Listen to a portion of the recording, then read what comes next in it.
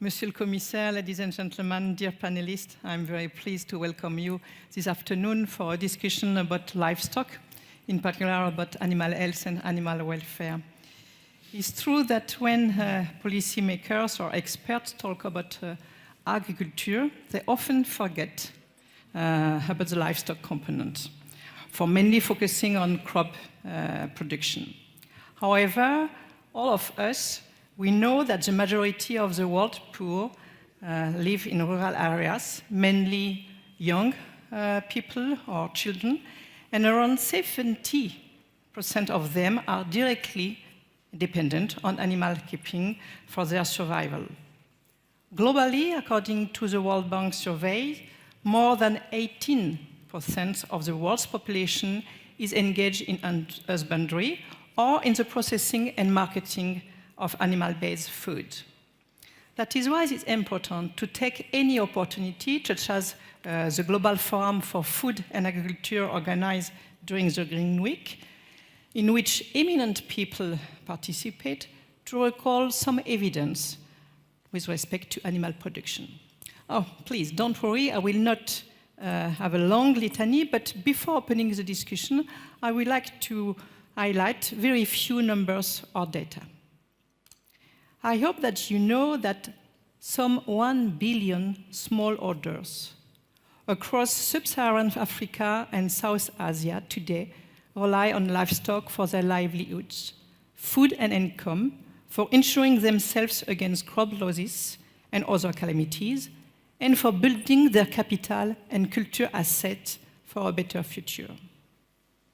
And today, later, one of our panelists will share with us her experience.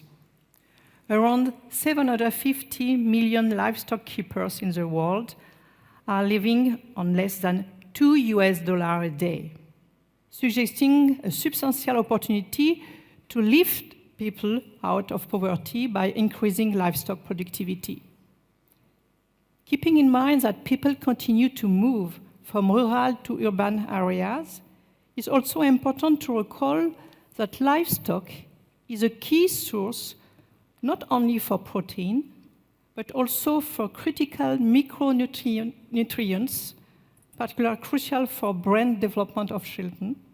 So such source is really important to feed a growing world population, contributing to ensure food security and nutrition. On the other hand, unfortunately, in many countries, the productivity of the sector is dramatically low because of chronic disease or contagious disease. Several scientific publications have shown that in low-income countries, animal diseases kill about 20%, that is only on average, of the livestock population each year. And finally, we have also to consider new challenges related to emerging and re-emerging animal disease. Some of them are unfortunately zoonotic, others are causing epidemics that compromise food supply. We have also to fight antimicrobial resistance, as well as we have to consider the impact of climate change on the disease landscape, in particular for the vector-borne disease.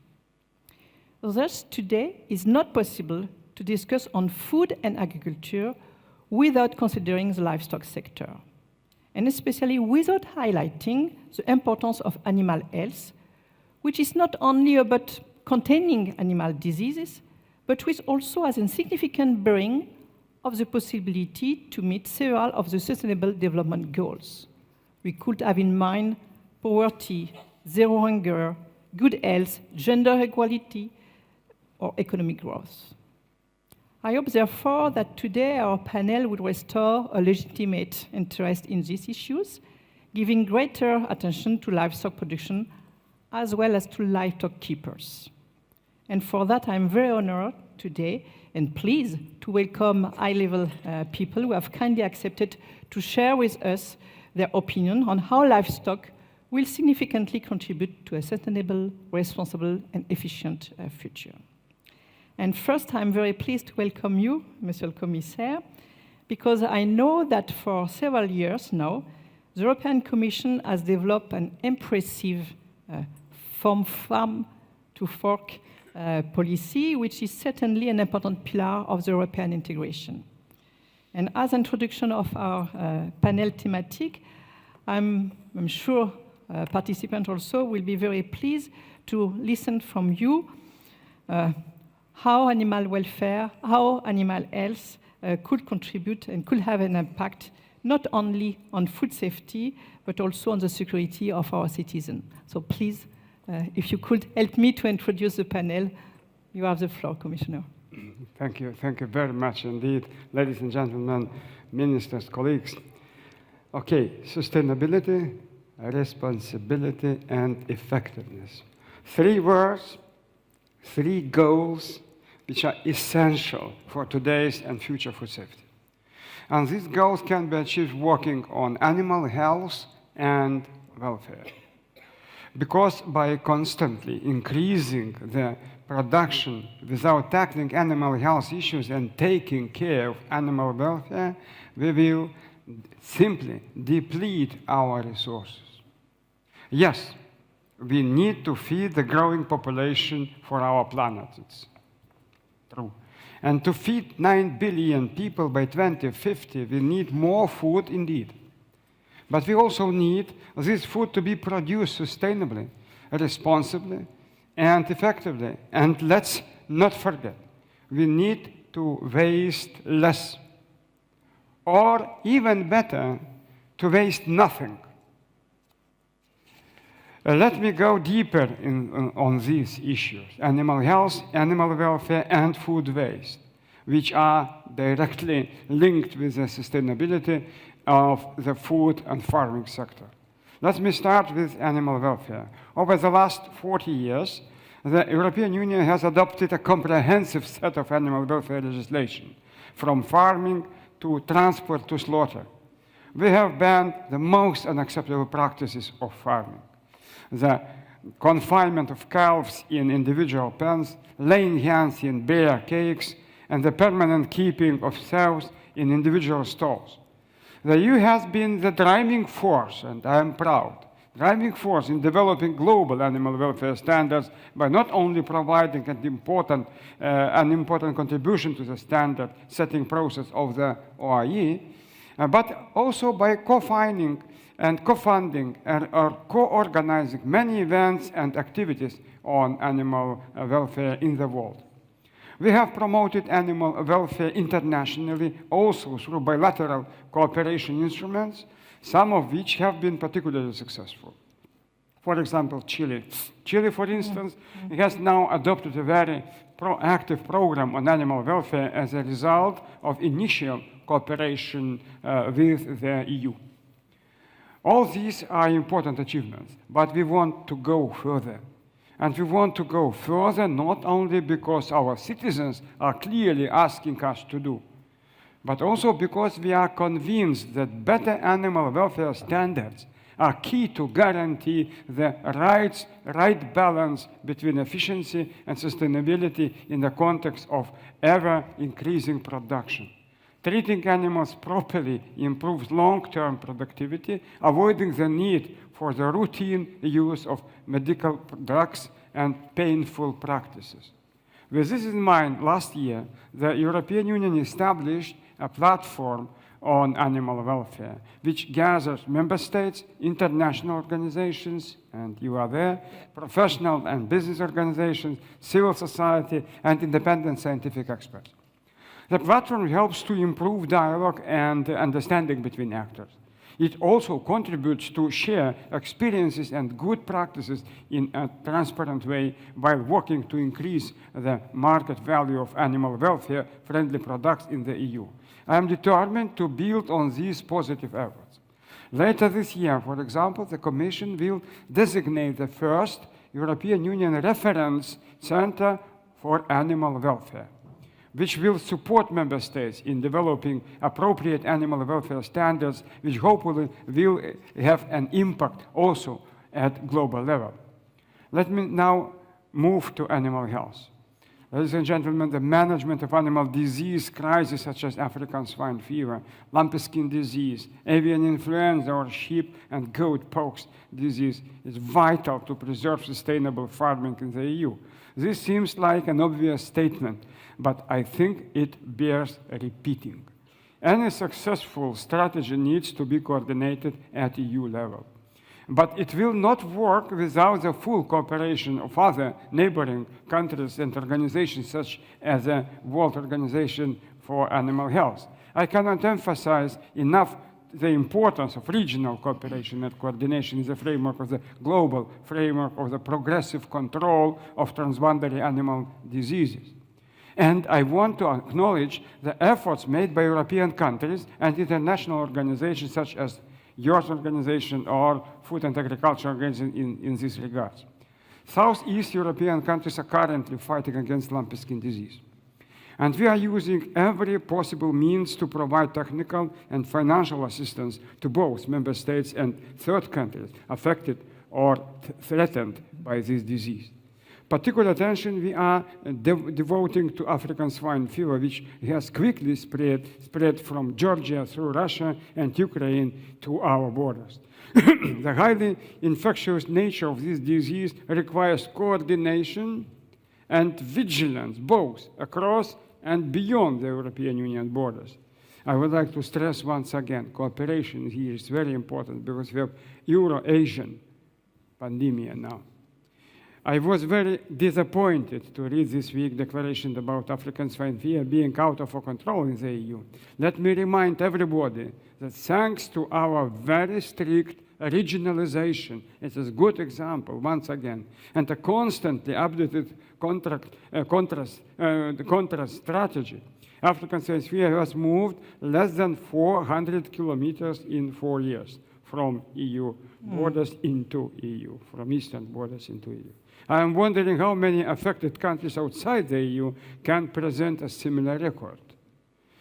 Having said that, my plea is very clear. Let's move away from the fake news games, and let's work together as we have started to do at technical level, to address a disease which is equally challenging and costly on the side and on the other side of the European Union border.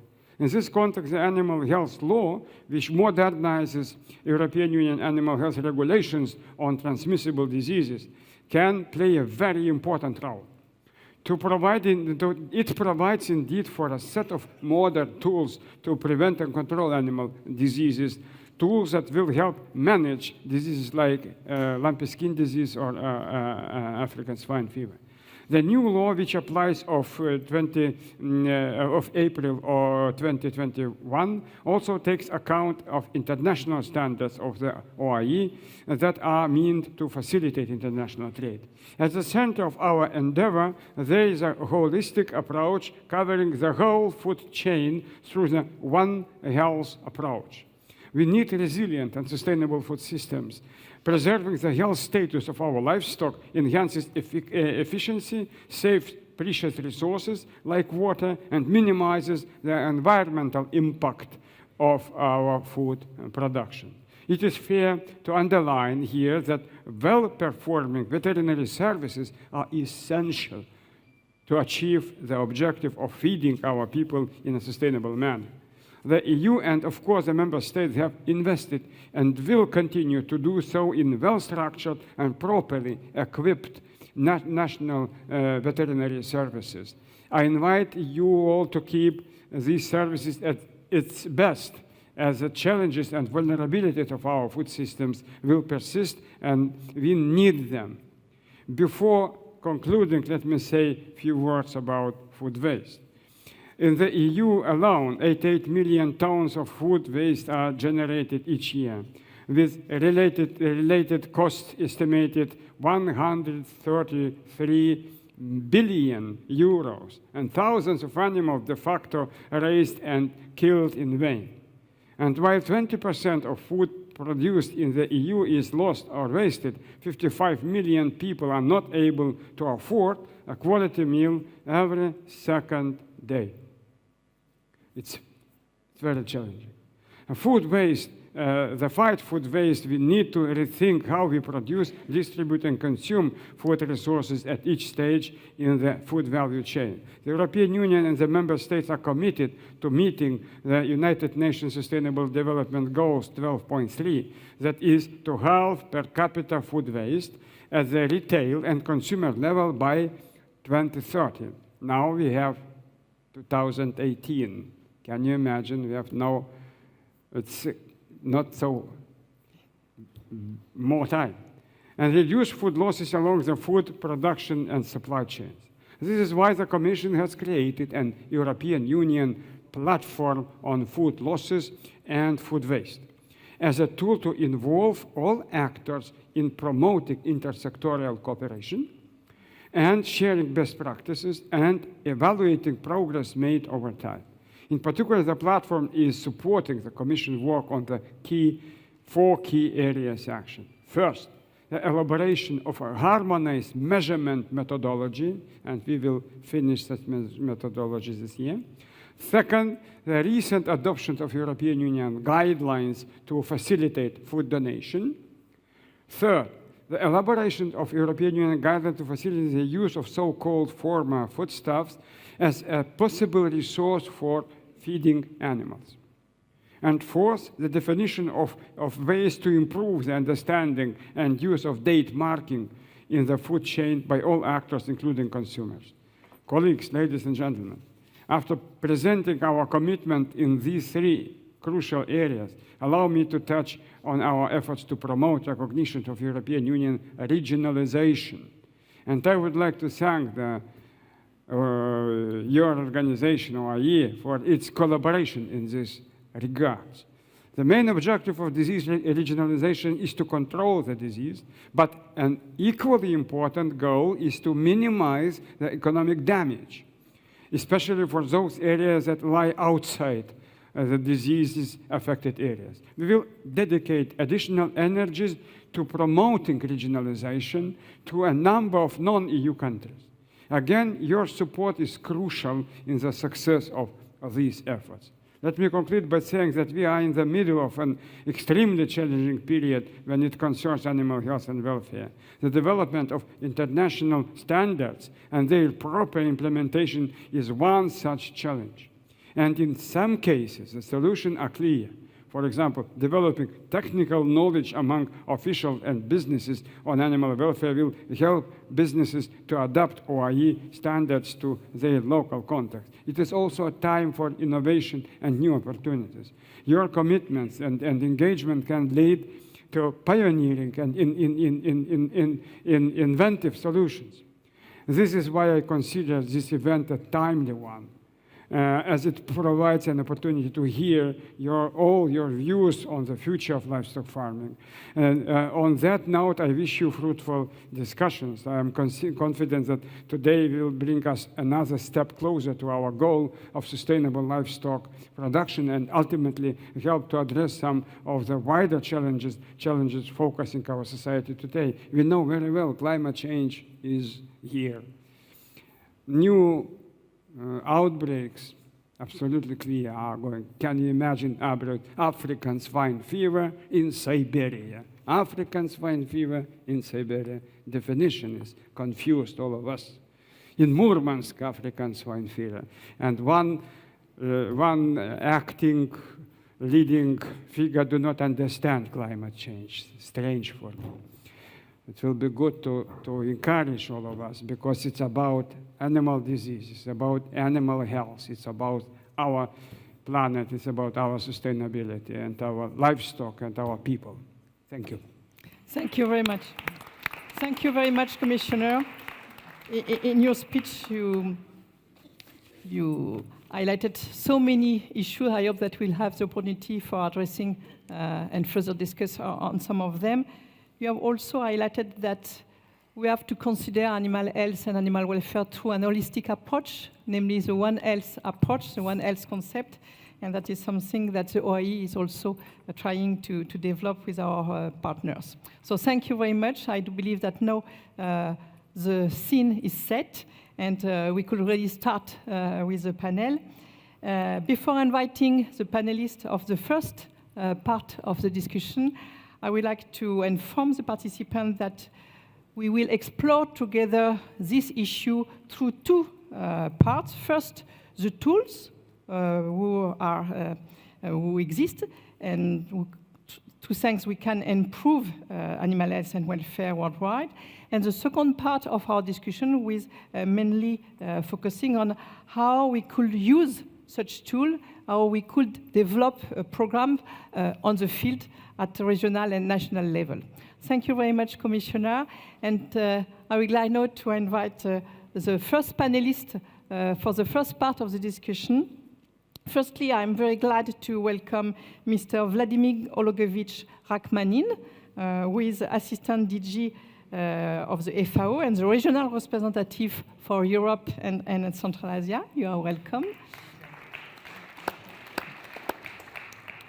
Mrs. Christiane Wolf, who is Counselor for Agriculture and Commodities Division at the World Trade Organization, who is also an important partner for the OIE. Thank you. Welcome. Dr. Martin Cook, who is the International Head of Corporate Engagement of the World Animal Protection. And as Commissioner highlighted, animal welfare is also an important issue. And finally, for this first part of our panel, I'm very pleased to welcome Mr. Ben Delaert, who is the chairman of the International Egg Commission. Welcome, Mr. Delaert. So, as we have explained with Commissioner Andriukaitis in the introduction, livestock production and global trade for animal and animal products is a very important economic activities for many, many countries. Unfortunately, these exchanges also involve risk of dissemination of disease and probably the risk of non-respect of animal health and welfare requirements. But fortunately, several tools, some of them are developed by the OIE and other partners, exist in order to better address this risk. And firstly, I would like to ask Christine Wolf from WTO to explain us the point of view of WTO and how non-compliance with the OIE standards, either related to animal health or related to animal welfare, could undermine the economic development of countries, and how such compliance could be considered either as a non-tariff barriers or sometimes perhaps non-unfair barrier or unfair barrier, unfortunately. Christine? Thank you, Monique, and good afternoon. As you mentioned, livestock production and trade in animals and animal products is economically very important for farmers in many countries. Depending on what you include, the value of global trade in livestock and animal products is about $150 billion in 2016. On the other hand, there's the risk that animal diseases, and we've all read recently a lot about avian flu, African swine fever, always about foot and mouth disease, they can be transmitted through trade. And governments, as you mentioned, put into place measures to reduce this risk of disease transmission. For example, requirements that animals must be from disease-free areas. You were talking about regionalization, must be heat treated, and so on. So yeah, these measures restrict trade. On the other hand, they're crucially important to make sure that trade is safe and can take place safely. WTO members, the 164 member countries of the WTO, notify any changes in these requirements. And if we look at last year alone, there were 300 new animal health measures notified to the WTO. And if you go back to 1995, more than 5,000 such measures have been notified. So yes, they're necessary, but they also present a challenge. If you imagine a small exporter in a developing country, they have to first find out what these different requirements are, and just finding the information has a cost. They have to make sure they comply with these different requirements, and then they have to find a way to get certified to show that they comply with these requirements. And that's really where the WTO agreement on sanitary and phytosanitary measures aims to ensure that trade is not restricted more than is necessary. So these measures, these disease mitigation measures, risk mitigation measures have to be transparent, notified in advance. They should not discriminate between exports from different countries. They should be based on science and not restrict trade more than is necessary to protect health.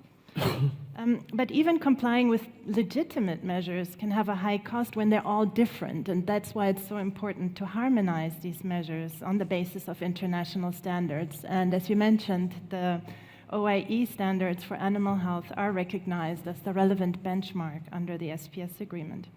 Now, returning to your question, compliance with these standards has two sides, and I think both are important for economic development. On one side, looking outward, there's a need to ensure that the products comply with animal health standards to be able to sell in international markets and thus generate income and contribute to development. But there's also the other side, looking at implementing standards through national legislation and regulations to ensure that imports and domestic products are safe. And I note that the OIE has a new project to look at how member countries are implementing the international standards at the domestic level and whether there are any difficulties there or whether it can be improved. Introduction of new animal diseases can have a devastating impact on small farmers and on all farmers, and in the case of zoonosis, even on human health. So I want to highlight that OIE standards provide crucial guidance, especially for low-income countries that are setting their own animal standards, but also that are trying to access export markets. Now, returning to your second question, are these unfair trade barriers? Of course, that's a tricky question.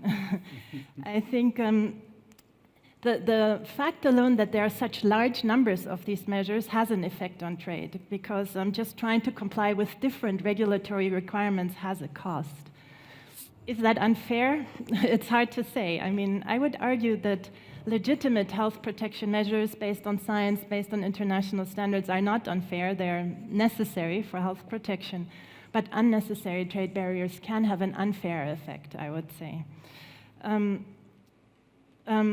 And I think that's exactly why, to distinguish between what's a fair trade restriction, what's an unfair trade restriction, why governments have created this framework of trade rules and science-based standards that the WTO and OIE are at the center of. And of course, there's a similar relationship with the other standard-setting organizations on food safety and plant health.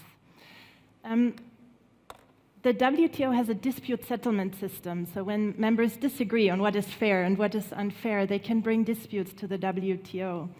And of the 5,000 animal health measures that have been notified over the years, there have only been 5 animal health-related disputes over these years that have gone through the dispute settlement system. There have been over 500 WTO disputes initiated on all kinds of things, anti-dumping, subsidies, you name it. But only 14 of these that went ahead dealt with sanitary and phytosanitary measures, and then 5 on animal health. On the other hand, if you look at the last 5 years, I think we've had about 5 cases, depending on how you count, and 3 or even 4 of these were related to animal health. So there seems to be a cluster there of new animal health cases. I would argue it's too early to say if this is a new trend. I mean, there have been more disputes. On the other hand, I think they have helped clarify some of the rules, for example, in the area of regionalization, recognition of disease-free areas. And I think it's a bit early to say whether it's a new trend that we will have many more such disputes. A small number of disputes, I think, is not to say that they're not important, and I think a lot is at stake. Those of you following the news in this area would have read that last week there were news reports that the European Union has requested to impose sanctions, authorization to impose sanctions on Russian products in a case that there was on Russian measures related to African swine fever.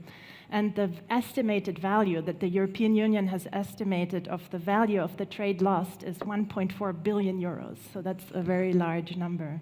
Of course, that figure will be questioned by Russia, and in the end will need to be reviewed by arbitrators. But I think it shows the economic impact that these trade barriers can have and are having. And it underscores the importance of the system of enforceable trade rules and science-based standards as a base mark at the center. I would, make a point that this system, to be kept current and credible, requires active participation from all its members, including the European Union and others, to discuss the implementation of trade rules, continue to develop guidance and discuss problems, and of course also to develop standards, keep them up to date, and address new challenges. We were discussing AMR in the morning, emerging diseases, climate change, and so on. And participating meaningfully requires national capacity, which of course is a challenge for many low-income countries, so that veterinary services can provide inputs into the standards, can implement the standards at home, and also participate in the WTO's discussions.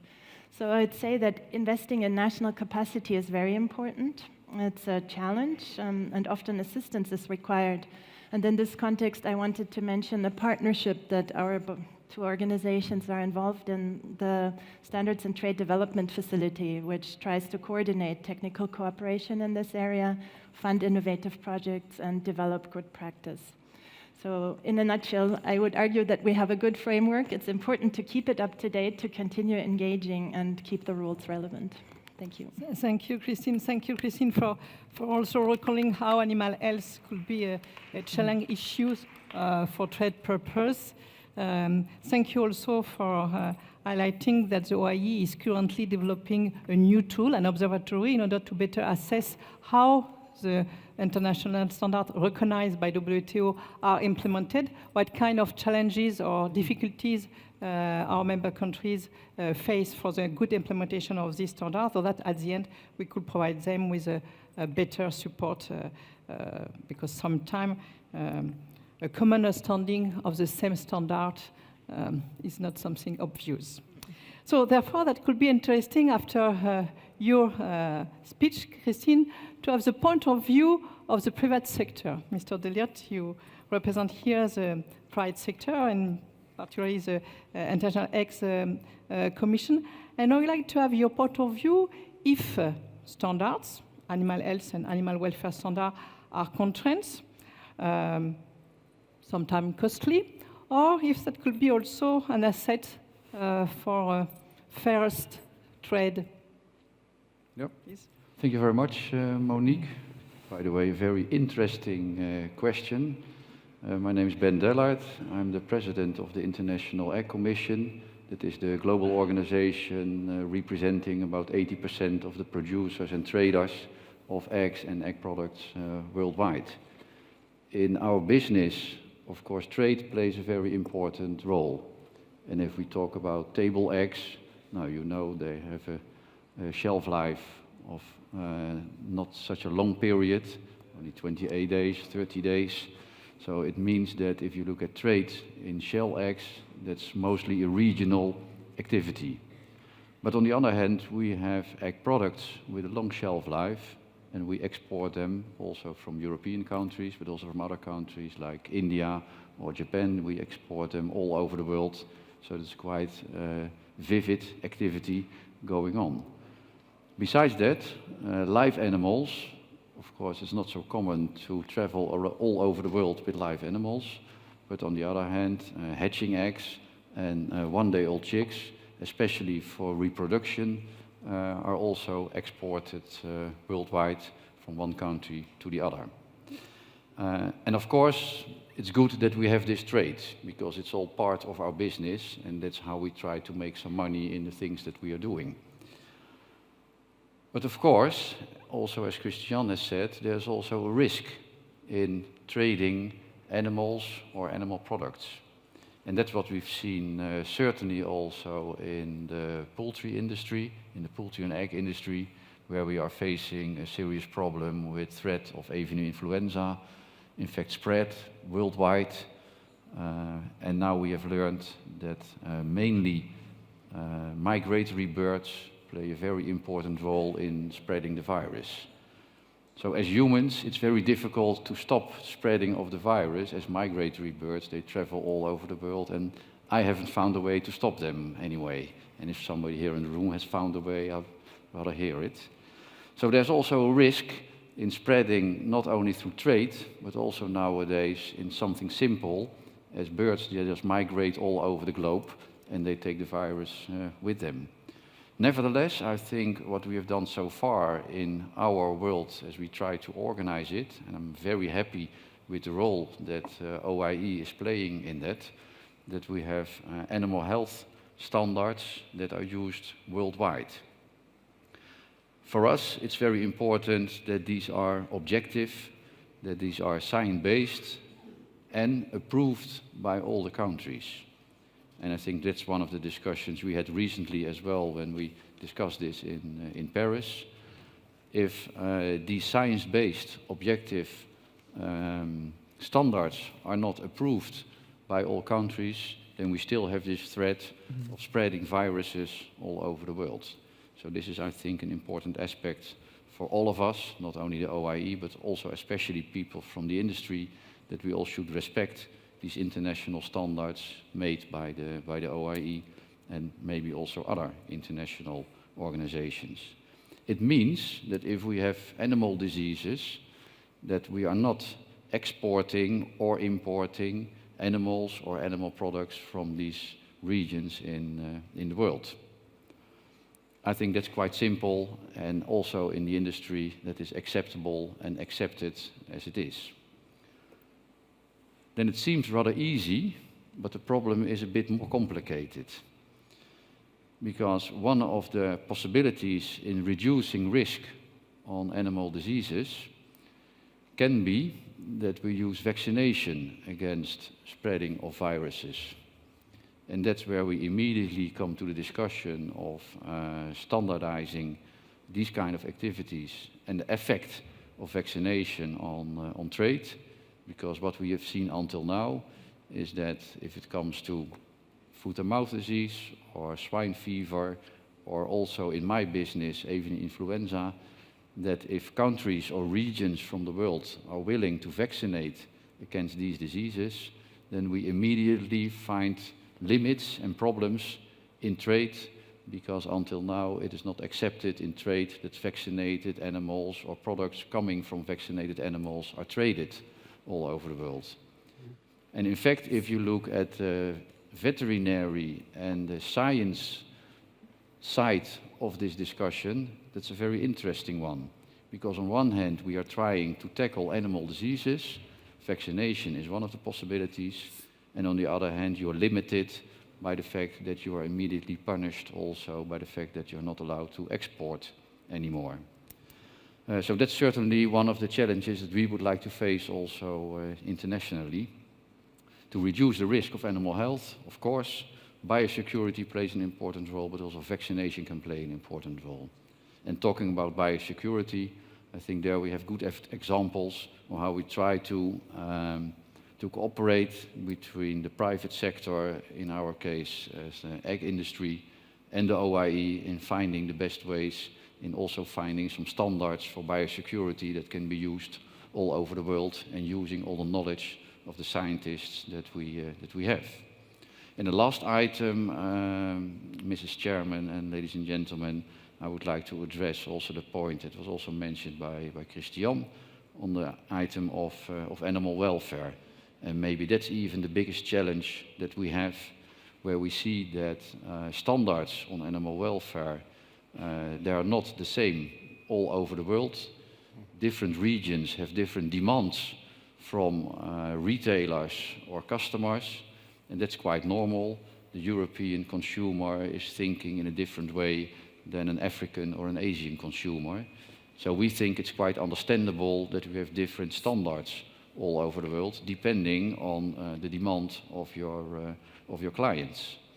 Also there we see some strange things happening. We are very happy with the fact that also within the OIE, animal welfare standards are one of the topics now at the moment, and in fact for my industry, a very high topic, making animal welfare standards for laying hens. But it's not enough. It's only the first step in understanding each other, and a first step in understanding what's going on all around the world. Because what do we see now? And take Europe as an example, with a high standard of animal welfare, as was also already explained by my neighbor. We have a very high standard on animal welfare, meaning that, for example, for laying hens, we have an EU directive that bans the so-called traditional cages. We have the same discussion in the northern part of America nowadays on this type of housing of animals. But for the rest of the countries, this is just a common way of producing cheap proteins. And there's nothing wrong with that. The only problem is that if you have a high standard in Europe, then we do not have the possibility in stopping the trade from countries outside Europe into Europe, where these countries from outside Europe, third countries, have a lower level on animal welfare. And this is something that we have tried to discuss several times also within the WTO. So I'm happy that we're trying to set some standards within the OIE, but as I said, this is not enough. We should find a solution in how to tackle this problem as well. We try to do it through the market. So we try to organize the European market in a way that they are only interested in products coming from European countries. So let's call it EU-labeled products, and trying to work together with retailers and food manufacturers and explaining why they should only buy products coming from European producers with this high level of high standards of animal welfare. But I hope that in the future this can also be part of the negotiations that we do all around the world between Europe and other parts of the world, that animal welfare will play a more important role in these aspects.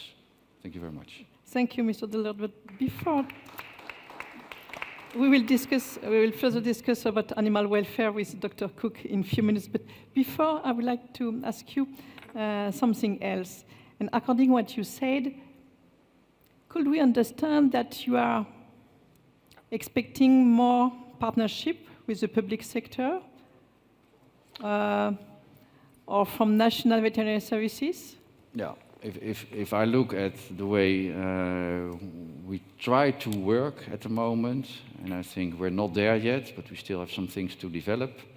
If I look at examples of how we try to have some further cooperation between the private sector and, for example, OIE, but maybe also with other multilateral organizations all over the world like FAO or WHO, that if we do not work together, then we will never reach anything.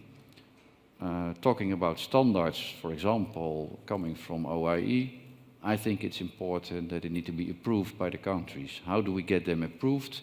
If we have some kind of cooperation, that we also explain to the industry in these countries why it's important for them as well to have these standards.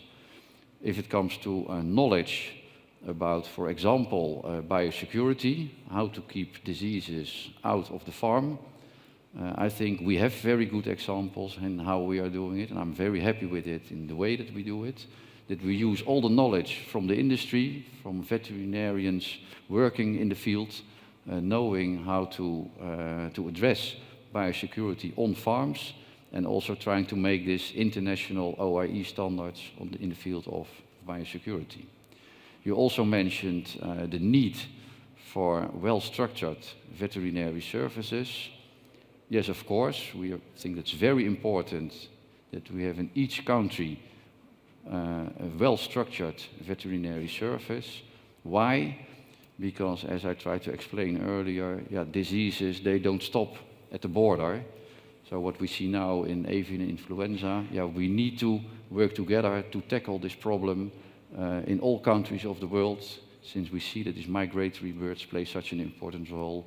So what we need to do is also try countries who do not have such a well-structured veterinary service at the moment.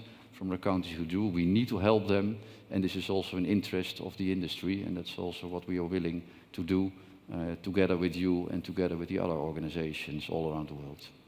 Thank you very much, and certainly in the second part of our panel, thanks to the participant of representative from veterinary services, national veterinary services, we will discuss again on this topic. But Mr. Cook, who is with us, what is your reaction after listening to what Mr. Delert said, and also Commissioner Andriukaitis? It's to say thank you for the segue into my piece.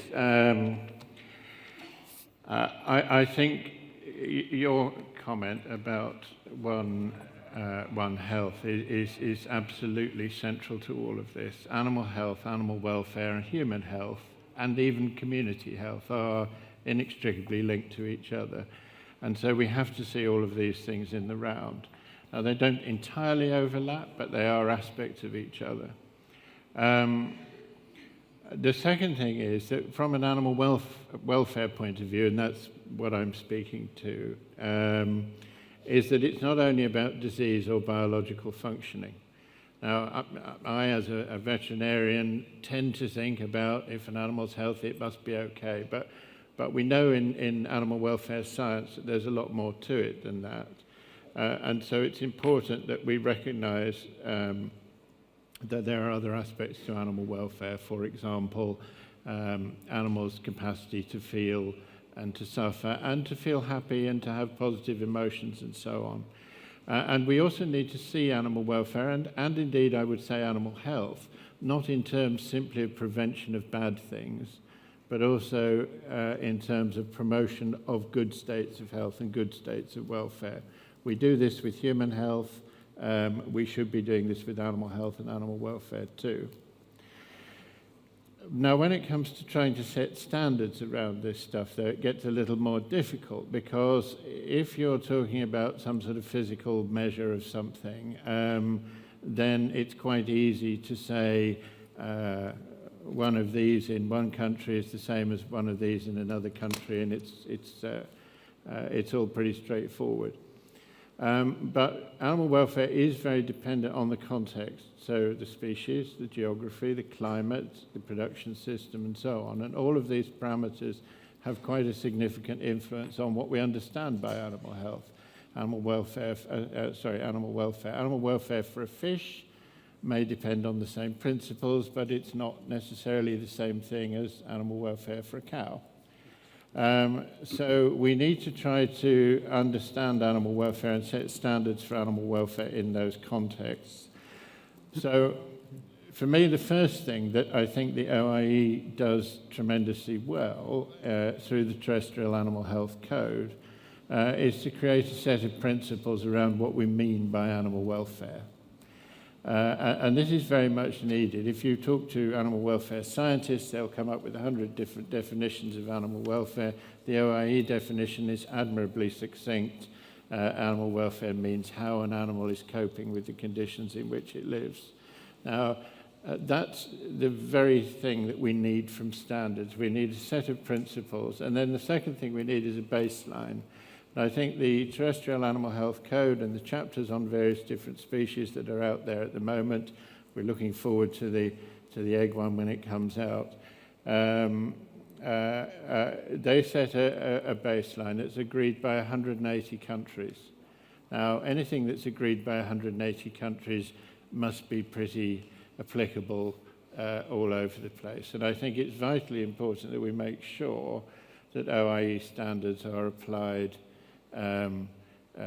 generally. And where countries are finding it difficult to do so, then we should follow the OIE strategy of capacity building, communication, implementation. Unfortunately, now we have a tool for implementation, which is the ISO 34700 technical specification, which puts in place measures to benchmark how an organization or indeed maybe a country is doing against the OIE standards, and then it gives you a roadmap to meet those standards. But the OIE standard for animal welfare is a baseline. It's what we mean by animals having a life worth living. And in many markets, and driven by the market, consumers, retailers, etc., are looking for something a little bit more than that, which you might characterize as a good life. And I think that's where some of the problems occur, because there isn't universal agreement among markets about what a good life means, and therefore there is quite a proliferation of different standards, which makes it difficult for producers, difficult for consumers to understand the differences. So I think if we're asking for something else in standardization of animal welfare. It would be better characterization and more general agreement of what maybe the market level standard might look like in different places. So, I think the essential thing, though, is for us to stop seeing animal welfare as a problem. I think there is a feeling sometimes, when I talk to farmers, it sometimes it comes across as though they see this as another obstacle they have to overcome. We should reframe it as an opportunity. There are tremendous market opportunities for farmers all over the world to produce products to animal welfare standards that are demanded in different places. And they can do this in a very commercially effective way. So we have three things. We have getting a common agreement on what those things should be like, making sure through standards like OIE that the problem areas are dealt with, and seizing opportunities to improve animal welfare in a way that makes good sense for the animals, but also commercial sense for the farmers. And I have one example which I like to talk about in these things. So if you look at dairy cows around the world, about 30% of dairy cows are lame. Now, lameness costs the industry a lot of money. If you go through the literature, you'll find different estimates in different places, but as much as $300 per cow per year, possibly, as a cost to the industry. And this is not cost of treatment. This is cost of the cow not eating so much, the cow not drinking so much, the cow not moving around so much, the cow not producing so much milk, the cow not getting in calf so easily, and so on. If you could do something about improving dairy cow welfare, you'd do a tremendous service for animal welfare, and you'd do a tremendous service for farmers. Just think, $300, and that's not the lowest, the highest estimate, $300 per cow per year. So dealing with animal welfare issues can certainly be economically positive, but also promoting better systems of animal production can protect against disease outbreaks, can reduce the need for antibiotic use and so on, and can provide farmers with opportunity to access markets that previously they maybe couldn't. So there's a lot of positives around it. We shouldn't do it just because it's an economically good thing to do. We should do it because animal welfare is the right thing to do. But we don't want farmers to do things that are commercially disadvantageous to them, because they won't be in business for very long if they do, and then they won't be improving anything about animal welfare. So the animal welfare movement wants animal welfare to be a commercially successful option for farmers. We believe it can be, and we believe it can underpin better resilience of food supply and better human health at the same time. So therefore, Mr. Cook, could we conclude that animal welfare is not only an asset for trade or for marketing purpose, but also that animal welfare could be considered as, I can say that, a component for a more sustainable production system? Yeah, absolutely, definitely. It's a component of sustainability. Just as, you wouldn't have a tractor and not look after it. Why would you have an animal and not look after it as well as you can? It's a component of good business. It's a component of sustainability the world over. How you apply it in different places is obviously dependent on the context and the geographical situation, the farming situation of that place. But it's absolutely a component of sustainability. Thank you very much. Apparently, you're on the same page as Commissioner, and and I thank you again for your statement. So, Commissioner, thank you. Now I would like to move to you as representative of FAO. FAO is an important partner of the OIE. And I would like, because we have discussed on animal health standard, animal welfare standard. I would like now to move to another topic about more development of programs and how jointly, through a partnership, we could be stronger to address some animal health challenges. Dr. Rachmanin, you are in charge of all FAO at Europe and Central Asia region. As Commissioner highlighted, the countries here are facing many diseases. Could we share with us how we could better shape the future by better fighting animal disease? Thank you very much, and it's really a pleasure to be in such a distinguished company and to be able to speak after such an interesting presentation, so that I take it on board, and I'm actually encouraged to make a few comments regarding your presentations, which I share fully. And FAO is 70 years old, and for 70 years our main task was just to fight food insecurity and to fight hunger. That's the main point of our activity. What is an advantage of FAO in this activity is exactly the global dimension of our work, the length of our work, and also the comprehensive approach to the issues. When we talk about livestock, definitely we believe that livestock health and animal health very much contributes to the sustainability, not only of animal production, but to the sustainability of the whole agriculture. And when I'm talking about sustainability, not only because it's in the logo of our global forum today, sustainably, responsibly, and efficiently, but because it's the main task of the whole UN system, which we are part of as a technical agency working on sustainability, and we need to implement sustainable development goals by 2030. And it's not only a general slogan, it's a very practical thing, because we developed very fast in the last century, and we can do many things. But now we need to learn to do it more efficiently, sustainably, and responsibly. And now I want to say about animal health a couple of words. First of all, of course, healthy animals significantly contribute to sustainable and responsible animal production. That's absolutely clear. Monique just at the introduction told us how many people depends on livestock production. That's essential. We need to understand that, and that combines with the sustainable goal of ending the poverty by the year 2030.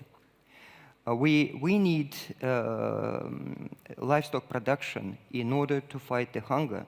Last year, first time in many years, FAO witnessed the increase in hungry people in this world. How could it be? We're so prosperous. So we need every source of food to be delivered to the consumers in a good way.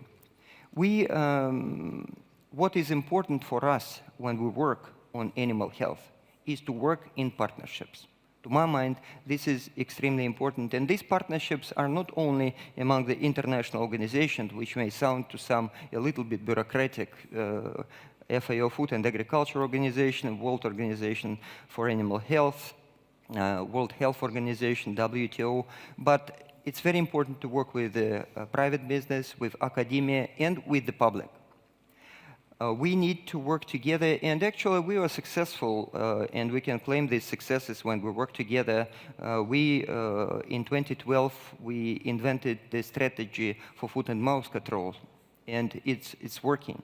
We also made an effort together to have a comprehensive approach to a plague of small animals, and it's also working. Not as we wish, but still. Now, Commissioner and our colleagues here mentioned just a number of diseases which are coming due to climate change. They're really amazing, and Commissioner was talking, I'm from Russia, so I know when Murmansk is, and I know that when you have African swine fever in Russia, that's really a bit exotic sounds, but it's the case.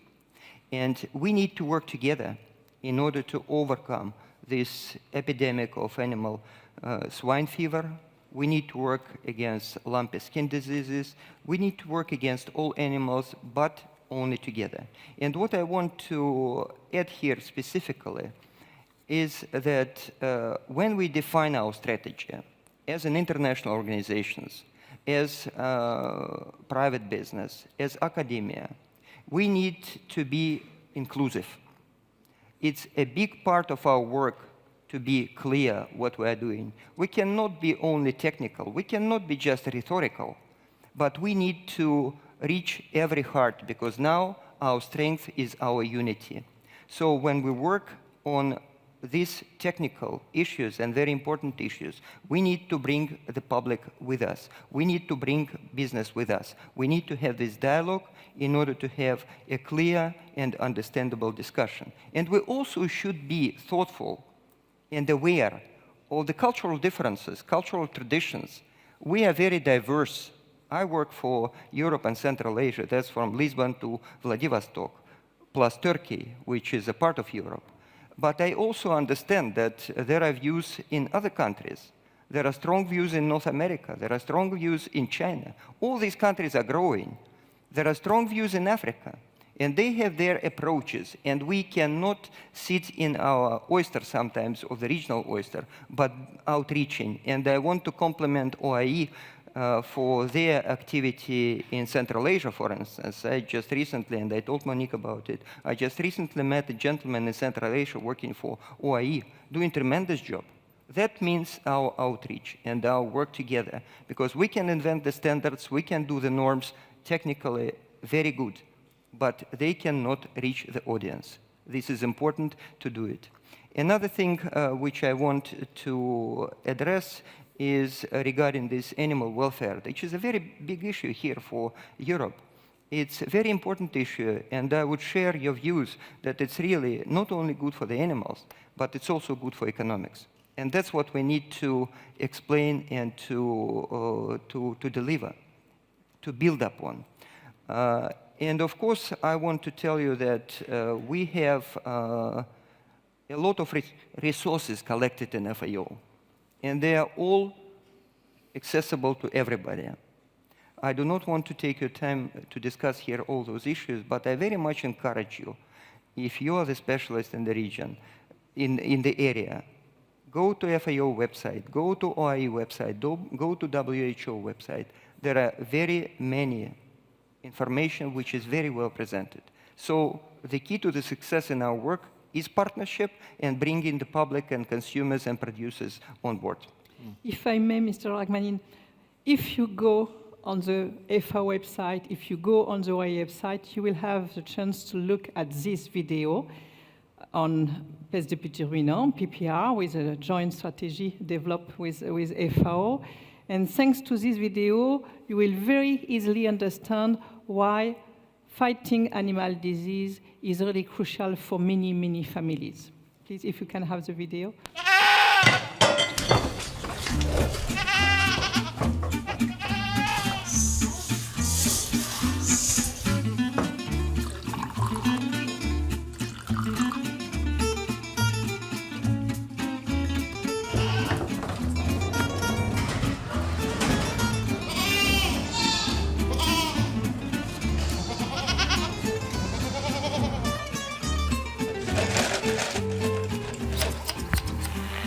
Peste de Petits Ruminants, PPR for short, is a menacing disease for pastoralists. It's often referred to as a goat plague because it's a highly contagious virus affecting small ruminants like sheep and goats. And it's a disease.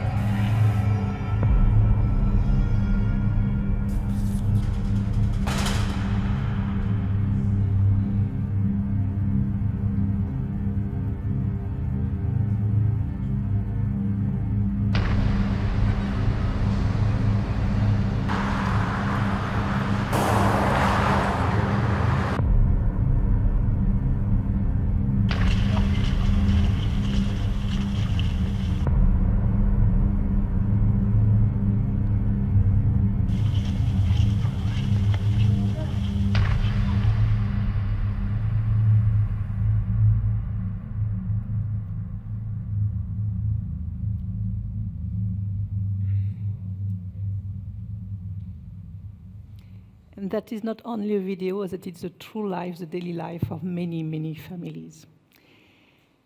Dr. Rankmanin, we have to fight animal disease.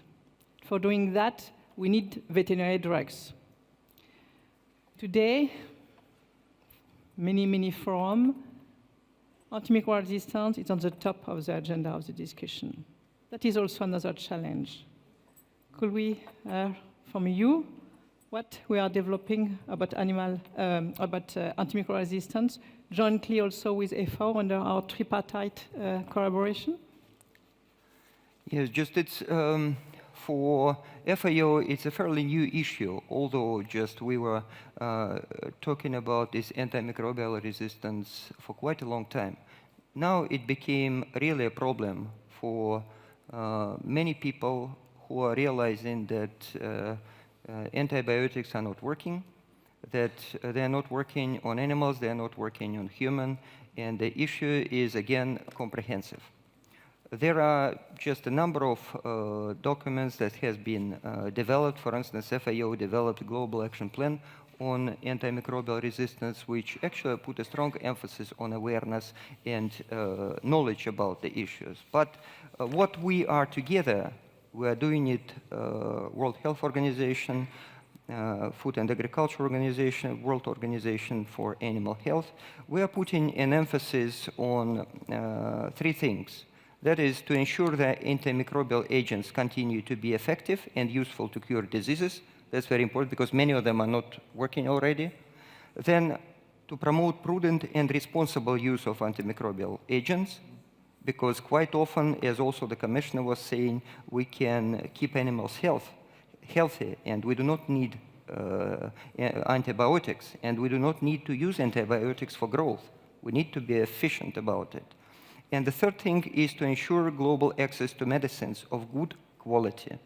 These are the agreed, that when you coordinate the efforts of many countries, it's very difficult to be maybe more precise, but that's a price we pay for being on the same page.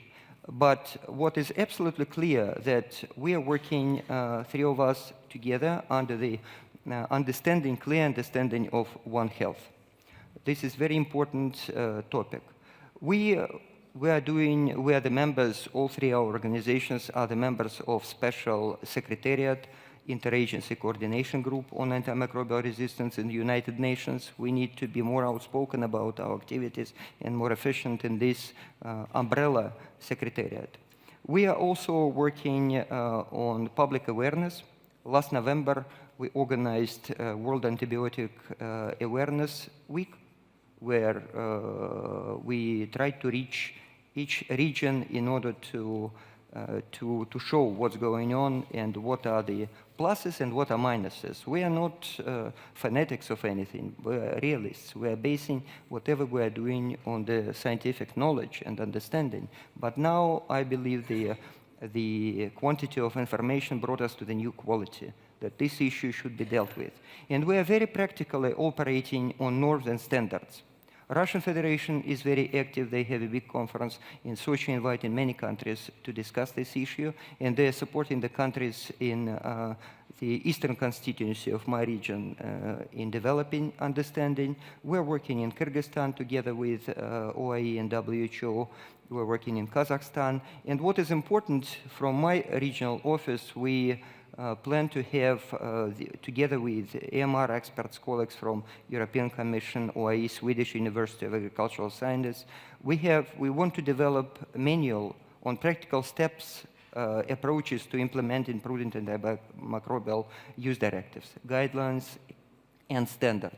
And we want to bring it to everybody, to the people who are interested. Again, we understand that there are one practices in Europe. There might be different practices in Africa and in America. I know that in some countries of North America, we still need to explain why it's not possible to continue like that. But this is a joint effort. We continue that, and we are very much committed to that. You're perfectly right. It's time now really to improve our support in order that all countries could develop their own national action plan, so that we could move from a theoretical discussion about antimicrobial resistance to a really concrete action plan. Thank you very much. I do believe that now is time to switch to the second part of our panel. I am very pleased to welcome around the table new panelists. First, I would like to invite Mrs. Mati Badiao, who is a regional PRAPS coordinator. She will explain us. You can stay with us if you like. Oh, we can. All right. Yes, please, you are welcome on the table. She will later explain us what is really the PRAPS program. Dr. Christian Bruschke, who is the Chief Veterinary Officer of Netherlands. We will also welcome Dr. Javier Ernesto Huartardo, who is the Chief Veterinary Officer in Bolivia. Thank you for joining us. And I will start with you, Dr. Javier. Thank you for coming from so far. I hope that all of you have an headset because Dr. Javier will speak in Spanish. Several of panelists, Commissioner, Mr. Delert, highlighted how well-structured veterinary services are important, not only for trade purpose, but also for national management of animal disease and animal welfare. Could you share with us your experience in Bolivia, and if you have also some information from neighboring countries, that will be also welcome. Dr. Javier, please. Sí, bueno, muchas gracias, doctora Monique. Primeramente, saludar a todos los presentes, a todos los panelistas. Muy contento de poder estar en este foro tan importante a nivel mundial. La sanidad animal es muy importante y es muy tomada en cuenta en Bolivia, tomando en cuenta de que en Bolivia existen aproximadamente 280.000 familias productoras. Y de estas 280.000 familias productoras, el 80% prácticamente son pequeños productores. Como se podía verificar en el video, que están en riesgo latente de poder tener enfermedades y perder la producción diaria que ellos ocupan para poder sustentar su vida a nivel diaria, sustentar su familia. La OIE y la calidad de los servicios veterinarios es fundamental para poder trabajar de la mano con ellos y con toda la producción en todo el mundo. La OIE tiene varias herramientas necesarias que pueden ser utilizadas de manera voluntaria con todos los países. Bolivia, a partir del 2008, solicita a la OIE realizar distintos tipos de herramientas, iniciando con un PBS para poder hacer un diagnóstico de esos servicios veterinarios. También solicita hacer un análisis legal de toda la legislación veterinaria y complementando con PBS de laboratorio para verificar toda la calidad del diagnóstico que se puede ocupar en nuestro país. Adicionalmente, también solicita un análisis de brecha para poder hacer una planificación estratégica en 5 años y en futuro para mejorar la calidad de los servicios veterinarios. Nos permitimos poder hacer un análisis concreto, un diagnóstico completo de todas sus 4 competencias críticas que tiene el PBS, tanto en recursos humanos, físicos y financieros, como también autoridad y competencia técnica, interacción con las partes interesadas, que es muy importante para poder desarrollar los distintos programas sanitarios, y a su vez también el acceso a mercados de los productos que se van a producir. Dentro de todo este diagnóstico nos pudimos identificar de que todos veníamos con bastantes deficiencias en la calidad de nuestros servicios, y es así que nos permitimos poder realizar una una planificación y un apoyo decidido, y muy importante es el apoyo gubernamental desde el presidente del Estado con los distintos ministros para poder fortalecer la calidad de los servicios veterinarios. En ese entendido es de que se fortalece todo el sistema veterinario con mayor presupuesto, sostenibilidad en los recursos financieros, que es muy importante. También una sostenibilidad de toda la parte técnica, la parte humana, los recursos humanos. Y en ese sentido nos permitimos poder avanzar en poder decir que ahora la calidad y la transparencia de nuestro servicio sanitario es bastante eficiente en el accionar del día a día. Quiero también tocar que parte de la región, hablando un poco del cono sur, de los países que forman parte del CVP, el Comité Veterinario Permanente, fue en el 2012 cuando en una reunión del Consejo Agropecuario del Sur, que forman parte de los ministros de Estados de 6 países miembros conformados por Argentina, con Paraguay, Uruguay, Brasil, Bolivia y Chile, definen de que la calidad de los servicios veterinarios es muy importante, y es así de que se acuerda en realizar que todos los países podamos realizar este diagnóstico de la calidad de los servicios veterinarios, para tener una mayor transparencia y de que todos los servicios estén organizados para poder prevenir cualquier tipo de eventualidad o enfermedades que pueden estar ocurriendo a nivel global.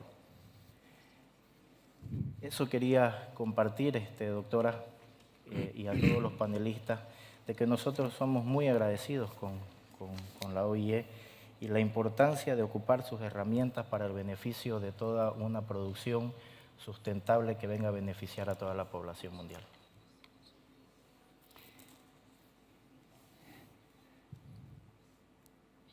Thank you very much, Dr. Javier. And some time illustrate words are very interesting, and I would like to propose you to watch again a very short video. Will fully explain also what you said.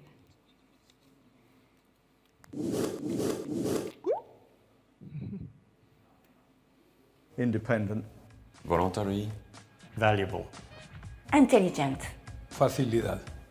10 years ago, we didn't know it would go this far, but we truly believed in it, and we were right. For 10 years, the OIE has been providing its members with evaluation tools for the improvement of veterinary services all over the world. Since 2007, more than 140 countries have implemented the PVS pathway.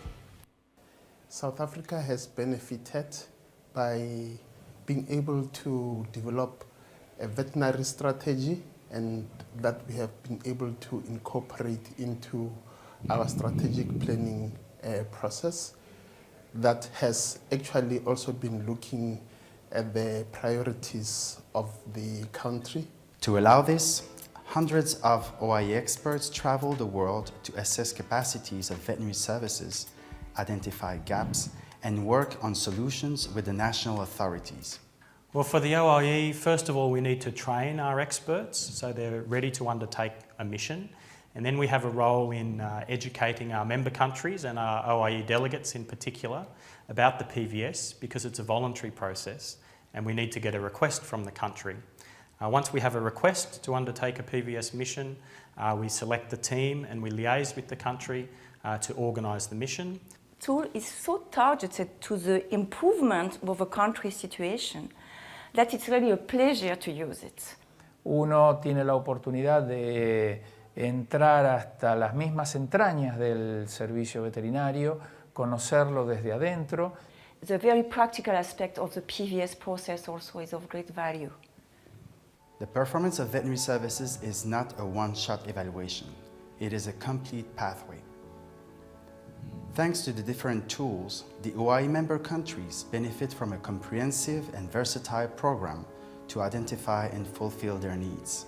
We recognize the importance of international standards, OIE international standards, and also we try to implement all recommendations into our national strategic planning.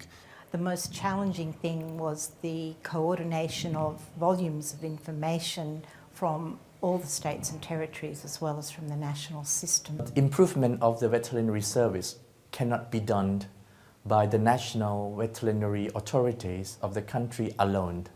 We need partnership, we need participation, we need hardworking. Over the years, the positive impact of the PVS pathway on national animal health systems have been widely recognized. OIE partners and donors endorse the program, and their constant support throughout the years has allowed for its improvement. The ability to fund clearly defined projects that are independently assessed, so our project justifications are much stronger because of that. And we could use our tools and help and contribute to strengthen the veterinary service and the disease eradication or disease control. So it's very important for us to use the best result of the PVS to further inform the WHO with the capacity of the country. On the occasion of the program's 10th anniversary in April 2017, a PVS Pathway think tank forum was organized. Today is time to take stock of the reason behind the success, as well as the less positive result, in order to be sure that our program is well adjusted and adapted to the expectation of our member countries, so that the PVS pathway remains really a robust and relevant program. For 3 days, member countries, experts, partners, and OIE staff gathered to exchange experiences, views, and thoughts in order to build the future of the PVS pathway. I'm strongly convinced that the OIE PVS pathway will remain a flagship for the OIE.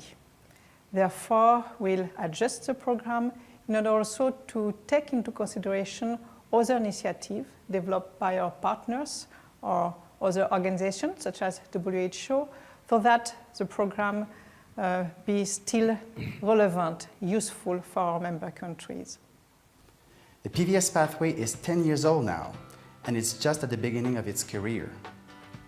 We will continue to work together to make sure that the OIE provides the best tools to its member countries, because our common goal is, and will continue to be, to build strong, resilient animal health systems all around the world. Because protecting animals is preserving our future. Yes. We certainly need well-structured veterinary services. We need also standards. We need also data. We need also information, Dr. Brüschke.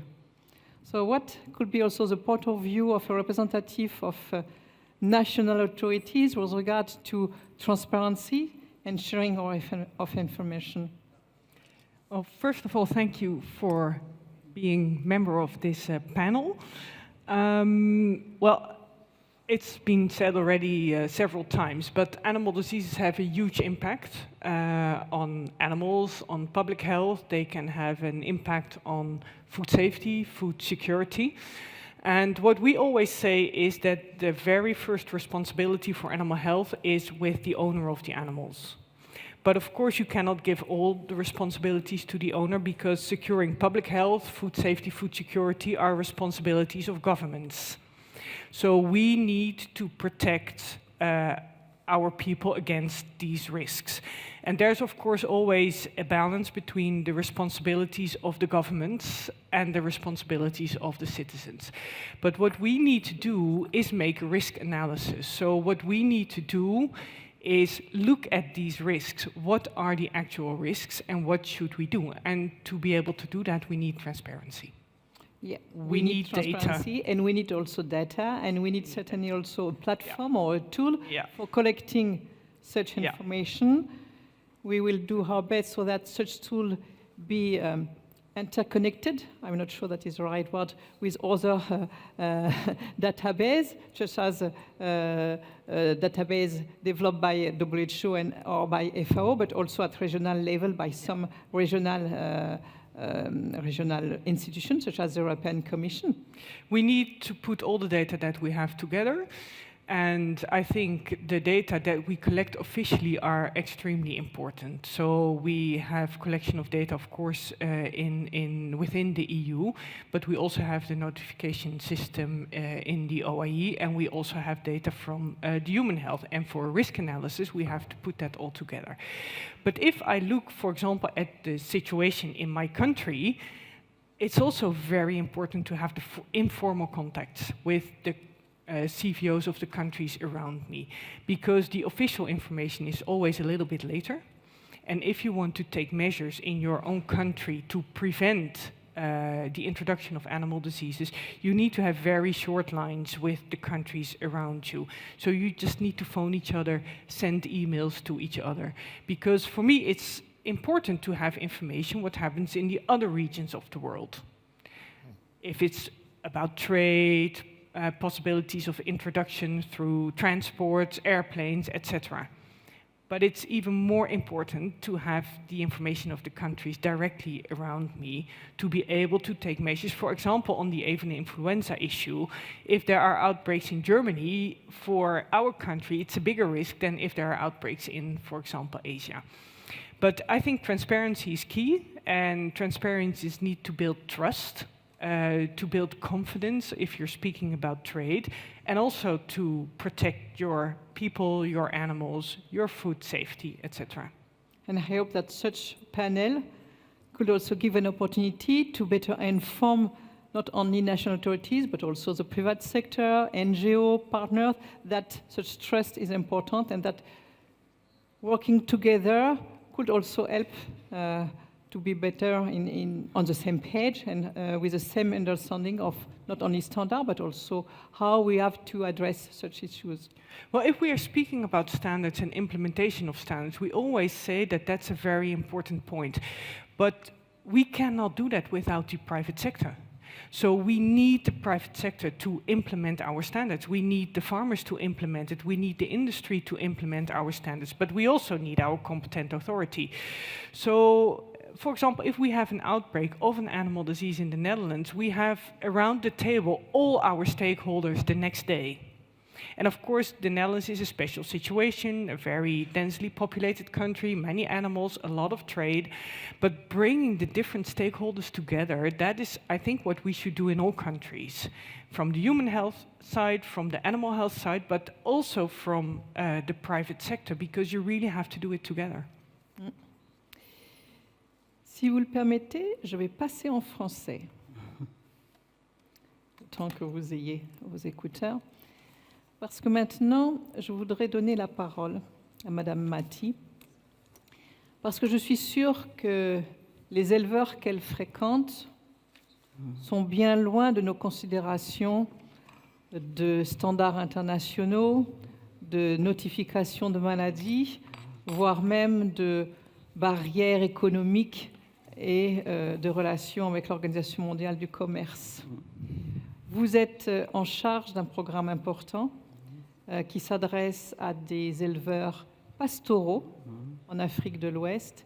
Et j'aimerais que vous puissiez nous dire en quelques mots comment tout ce que nous avons discuté, le contrôle des maladies, des services vétérinaires structurés, sont des choses importantes pour la vie quotidienne des éleveurs avec lesquels vous travaillez.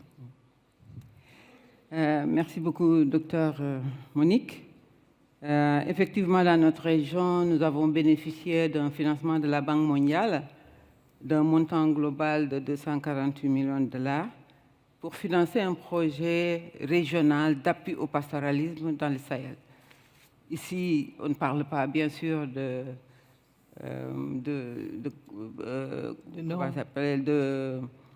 d'intensification comme on voit en Europe, mais c'est surtout donc, le pastoralisme, donc un élevage basé sur l'exploitation des ressources naturelles.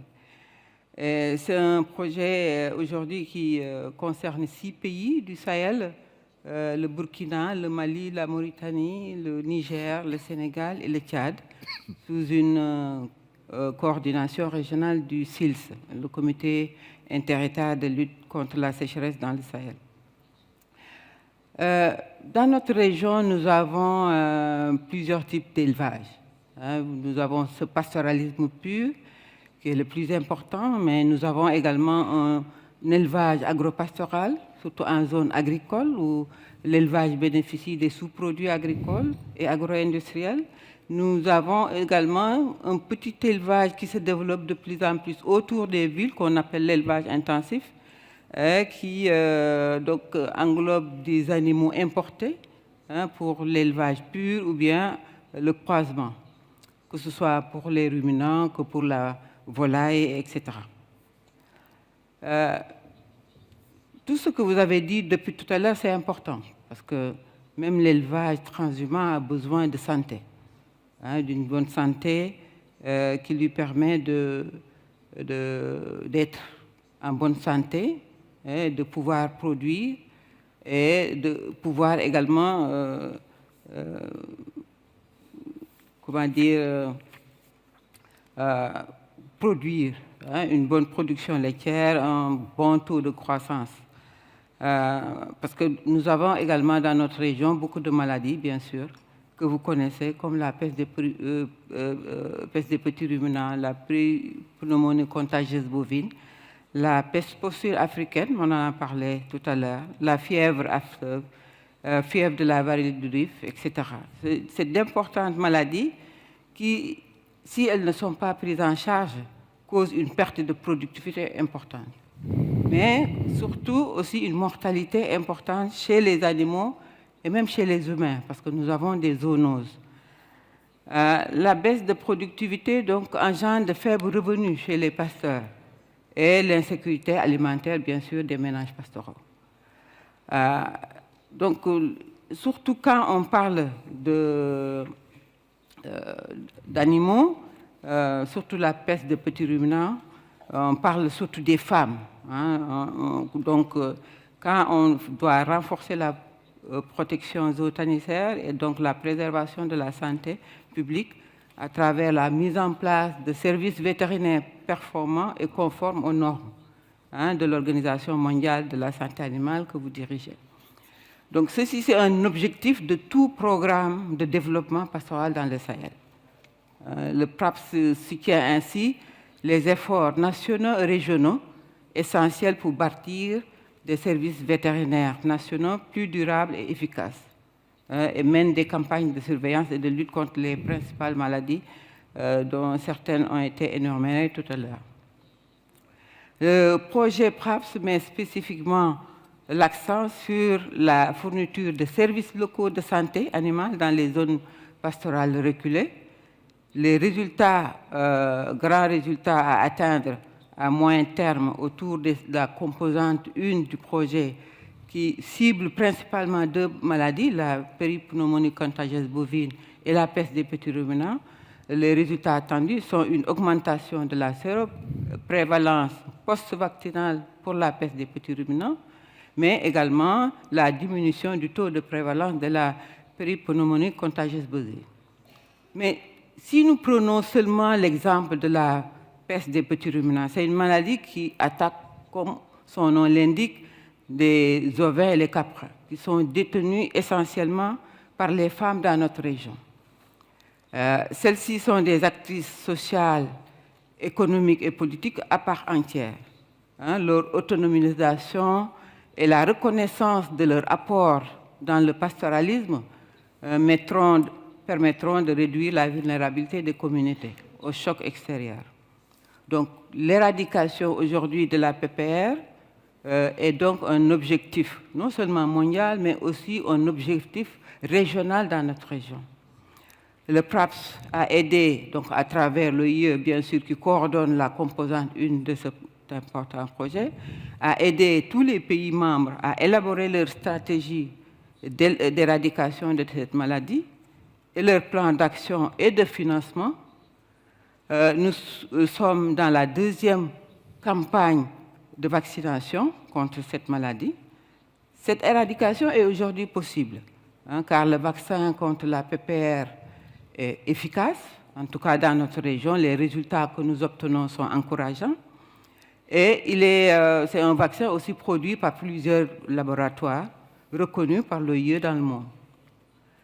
Donc, tous les acteurs que ce soit le service public, les organisations d'intégration, comme chez nous la CEDEAO, la Communauté économique des États de l'Afrique de l'Ouest, l'UEMOA, l'Union économique et monétaire ouest-africaine, les gouvernements, mais également les ONG, les partenaires techniques et financiers, la société civile, les populations et leurs organisations, bien sûr, le secteur privé, parce que sans le secteur privé, chez nous, la santé animale ne peut pas se développer.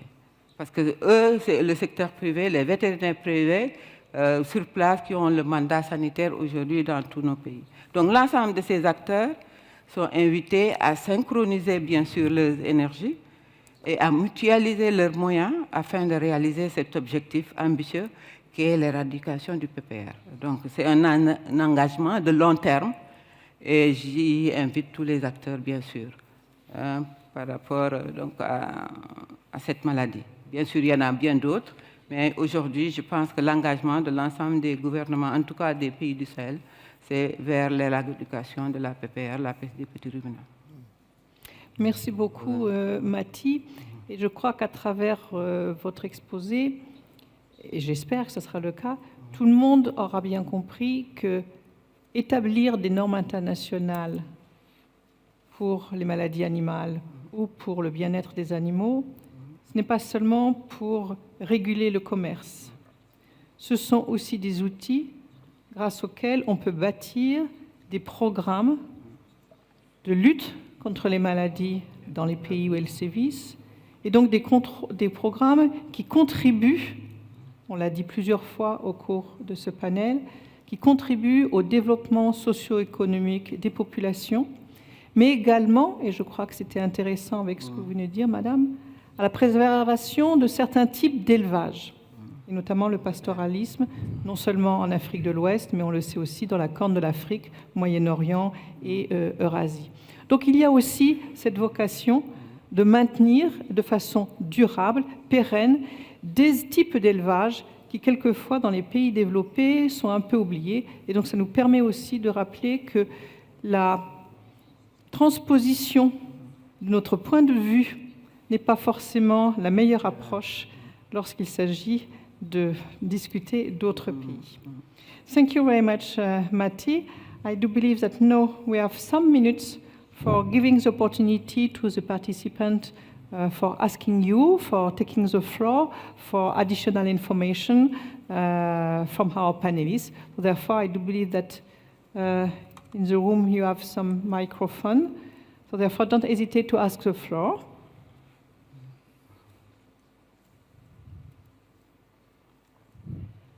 I do believe that all was clear. So therefore, I have to thank you. I have to thank you for coming and for sharing with us your thoughts and also your experience. Particularly you, Mati, because you are coming from Senegal. You, Javier, you are coming from Bolivia. Thank you very much for your participation. I do believe that thanks to your explanation and information, all the people are well understood that finally we are working also for the development of the developing and in transition countries. So, as conclusion of this panel, I would like to confirm that tomorrow morning I will report the outcomes of the panel to the ministerial conference, and you can be sure that I will do the best in order to advocate how it's crucial that public policymakers, donors continue to invest in animal health and animal welfare program. We'll also advocate how it's important to join our effort for advocating such program so that at the end, animal health be improved, animal welfare be better considered, and so that at the end we will have a more sustainable livestock sector. Thank you for coming. Thank you for your participation. I will be very pleased to meet you again later in another place. Thank you very much. Enjoy also your participation to this beautiful global forum during the Green Week here in Berlin. Thank you.